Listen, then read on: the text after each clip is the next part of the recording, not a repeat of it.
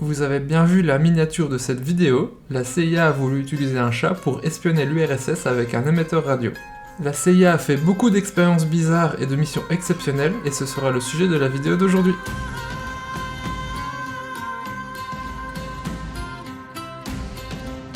La Central Intelligence Agency est créée en 1947, après la Deuxième Guerre mondiale, pour organiser toutes les missions américaines en dehors du sol des États-Unis.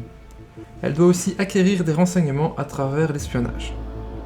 Durant la guerre froide, le bloc de l'Est va être en compétition de façon très rude avec le bloc de l'Ouest, ce qui va rendre la CIA très active à cette époque, dès sa création.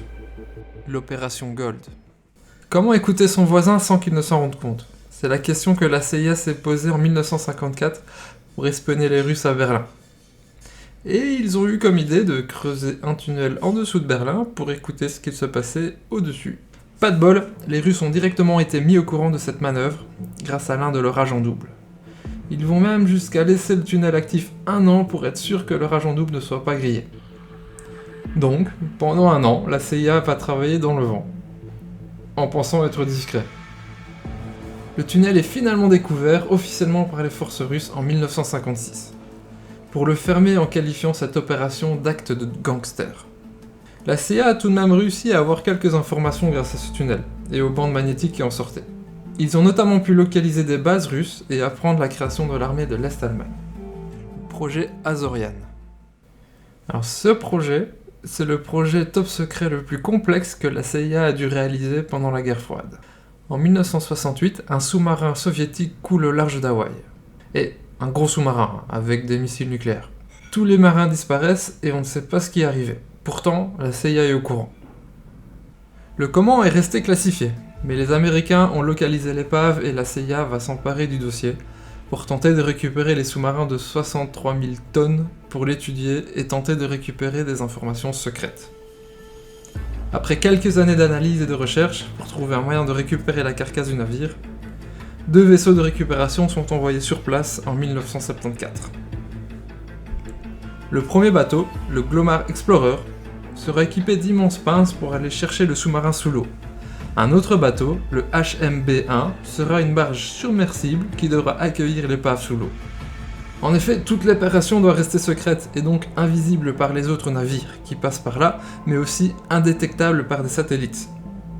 Tout doit donc se faire sous l'eau. Ce qui a été révélé au public, la CIA aurait récupéré qu'un seul morceau de la partie avant de l'épave. Le sous-marin s'étant coupé en 2 lors de la remontée, emportant avec lui une majorité des têtes nucléaires sous l'eau. Oui, il y a des missiles nucléaires sous l'océan à l'heure où je vous parle, et ils sont encore en état d'exploser. Sous l'océan.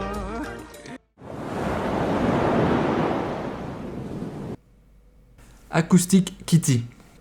Eh bien le voilà notre chat espion. Acoustic Kitty était son nom de code. C'est impossible. Vous me croyez toujours pas ? Regardez. Acoustic Kitty est un projet lancé par la CIA dans les années 60.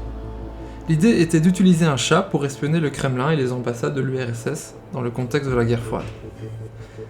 Pour cela, un vétérinaire a implanté un microphone dans le canal auditif du chat et l'a relié à un émetteur radio qui lui était à la base du crâne du félin. Alors, non seulement c'est horrible, mais en plus ce projet aurait coûté 20 millions de dollars à la CIA. 20 millions de dollars. Selon Robert Wallace, un ancien membre de la CIA, le projet aurait été abandonné car il était trop difficile d'entraîner les chats. Bah oui, j'ai déjà beaucoup de mal à faire venir mon chat sur mes genoux quand je l'appelle, tellement qu'il s'en fout. Alors entraîner des chats pour des missions d'espionnage, meh. Quoi qu'il en soit, la CIA aurait retiré le matériel d'espionnage du chat, et la petite boule de poil aurait pu vivre une longue vie heureuse par la suite. Radio Free Europe.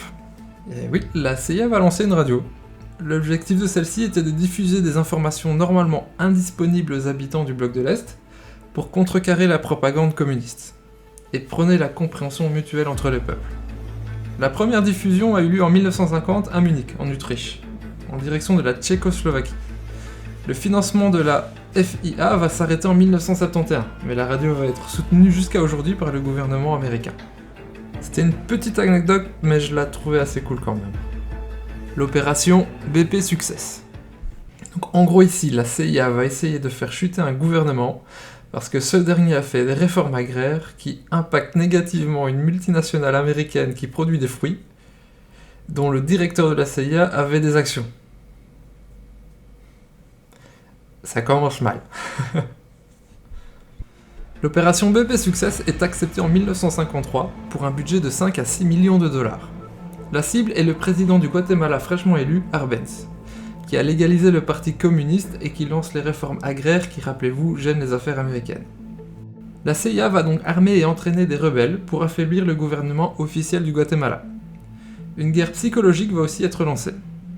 La CIA va essayer de faire croire à la population guatémaltèque que la victoire rebelle est inévitable et installer la peur dans les rangs adverses. Après quelques combats et défections dans les rangs du président Arbenz, ce dernier décide de se retirer et part en exil au Mexique en 1954. Le projet Stargate. C'est en fait une série de projets qui a été conduite par la DIA, une autre agence de sécurité américaine, de 1970 à 1995. L'objet de ce projet était pour le moins spécial. Il s'agissait de la clairvoyance et du voyage astral. Et l'objet de ce projet était de voir psychiquement des lieux, des événements ou des informations que l'on pourrait récupérer à distance. Imagination. Durant leurs recherches, les membres du projet Stargate ont notamment essayé de trouver des armes et des espions soviétiques grâce à des médiums, sans grand succès. Ainsi, la DIA va mener des recherches et des opérations secrètes sur le pouvoir psychique, donc la télékinésie, la télépathie, les précognitions, la magie, la voyance et les perceptions extrasensorielles. En 1979, l'un des médiums travaillant sur le projet Stargate aurait rapporté qu'il pouvait dire que l'un des citoyens américains qui était retenu en otage en Iran par un groupe de militants islamiques souffrait de nausées avec un point sur le côté du corps, et qu'il serait dans un avion dans les prochains jours. L'otage américain, Richard Quinn, a été libéré 3 semaines plus tard, et il souffrait de sclérose en plaques qui avait infecté les nerfs sur les côtés de son corps. Un autre médium du projet, Paul Smith, aurait une session de visualisation à distance qui aurait prédit certains détails entourant l'attaque du 17 mai 1987 contre la frégate USS Stark, 3 jours avant qu'elle ne se produise.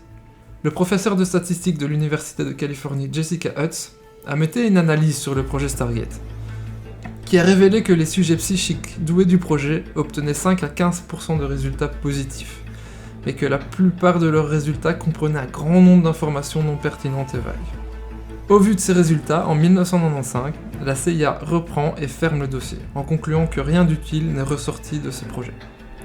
Le gouvernement a publié une déclaration disant que le projet n'a pas démontré sa valeur dans les opérations de renseignement. Imagination. Imagination. J'espère vraiment que cette vidéo vous aura plu, elle est un petit peu différente des vidéos précédentes. Comme toujours, n'oubliez pas de vous abonner pour ne pas manquer les prochaines vidéos. Je vais essayer d'en sortir beaucoup plus souvent que d'habitude, donc pour ne pas les rater, abonnez-vous. À bientôt!